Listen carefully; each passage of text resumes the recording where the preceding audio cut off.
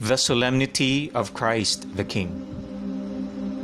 The Solemnity of Christ the King is a newer feast in the Catholic Church because it was established in 1925 by Pope Pius XI following World War I.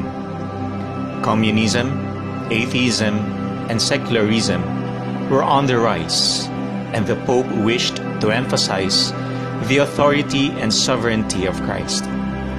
The solemnity was not officially celebrated until October 31, 1926. The original date of the feast was supposed to be Halloween, right before the Feast of All Saints. It seemed fitting to celebrate the triumphant King right before All Saints' Day. In 1969, Pope Paul VI gave the feast an official title, calling it the Solemnity of Our Lord Jesus Christ, King of the Universe, and moving it to the last Sunday of the liturgical year, which often falls in November.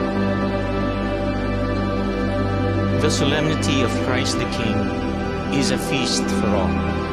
Many people celebrate this solemnity: Catholics, Anglicans, Lutherans, Methodists, and Presbyterians.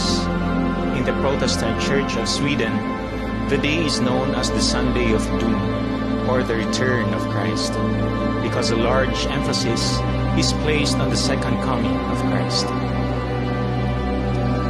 Today, the Church celebrates the Solemnity of Christ the King.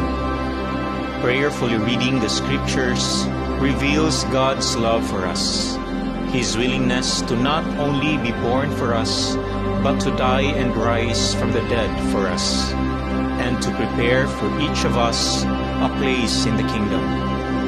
The goodness of Christ as King cannot be denied, but it is also not the end of the meaning of this day. The Gospel teaches that when all are assembled before His throne, He will separate the sheep from the goats, the loyal subjects from the disobedient ones. To call Christ the King acknowledges His dominion, but also our place as His subjects. In the encyclical Quas Primas, in which Pius XI established this feast in 1925, the rule of Christ over all creation is, of course, affirmed. But the encyclical also says, if to Christ our Lord is given all power in heaven and on earth, if all men, purchased by His precious blood, are by a new right subjected to His dominion, if this power embraces all men, it must be clear that not one of our faculties is exempt from His empire. He must reign in our minds, which should assent with perfect submission and firm belief to revealed truths and to the doctrines of Christ. He must reign in our wills, which should obey the laws and precepts of God. He must reign in our hearts, which should spur natural desires and love of God above all things, and cleave to Him alone.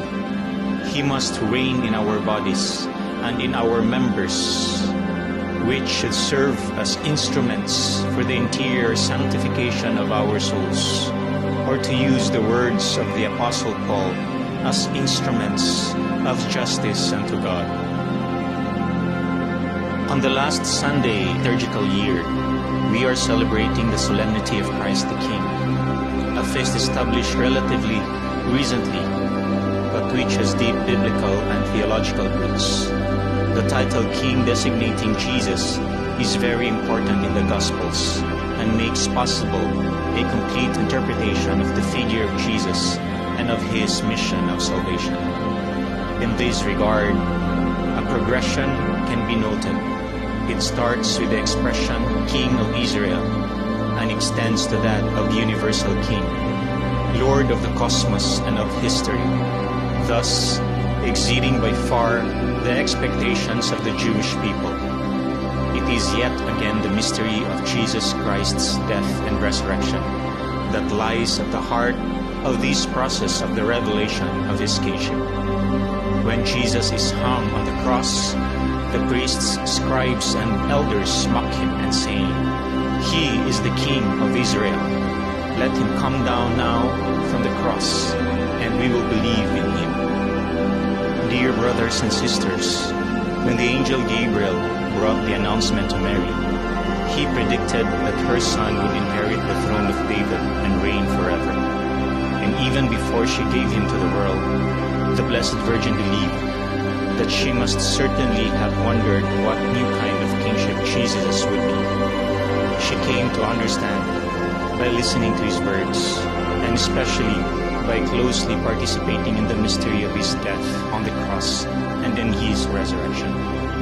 Let us ask Mary to help us too to follow Jesus, our King, as she did, and to bear witness to him with our entire existence.